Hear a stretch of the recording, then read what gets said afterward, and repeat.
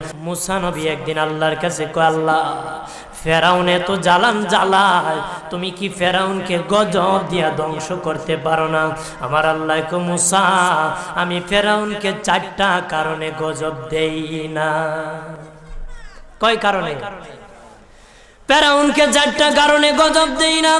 1 নম্বর কারণ হলো, রে মুসা, সারাদিন ফেরাউন বলে আমি খোদা, আর রাত যখন হয়ে যায় জঙ্গলে যায় করলাম আমি জানি তুমি খোদা, আমি খোদা না, কিন্তু আমারে মানুষ খোদা কইলে ভালো লাগে, খোদা কইলে ভালো লাগে।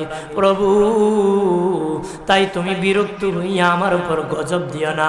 আল্লাহ বলে, মুসা রে, ওই ফেরাউনের রাত্রির দুয়ার কারণে আমি আল্লাহ তার উপর গজব দেই না।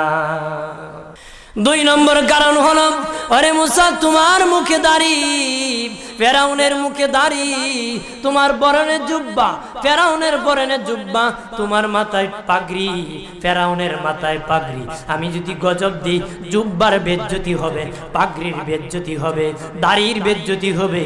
মুসা রে, ওই জুব্বার পাগড়ির ইজ্জত রক্ষার কারণে আমি আল্লাহ ফেরাউনকে গজব দেই না।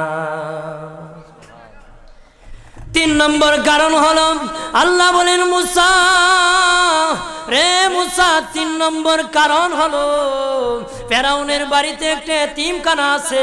প্রতিদিন দুপুর বেলায় এতিমরা ফেরাউনের বাড়িতে মেহমানদারি করে।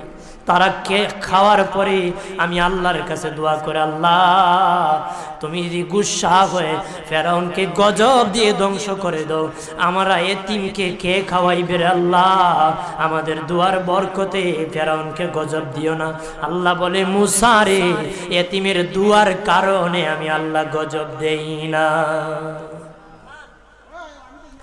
4 নম্বর কারণ, আল্লাহ বলেন, মুসা ফেরাউনের একটা মাছ বিদ্ধ, হাঁটতে পারে না, ফেরাউন নিজ হাতে নিয়ে গোসল করায়, নিজ হাতে মায়ের শরীরে তৈল লাগায় দেয়, নিজ হাতে ফেরাউন খাওয়ায় দেয়।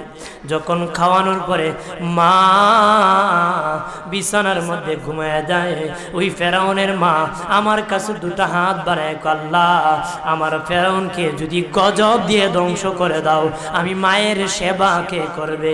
আল্লাহ বলেন, মুসা রে, ফেরাউনের মায়ের দুয়ার কারণে আমি আল্লাহ গজব দেই না।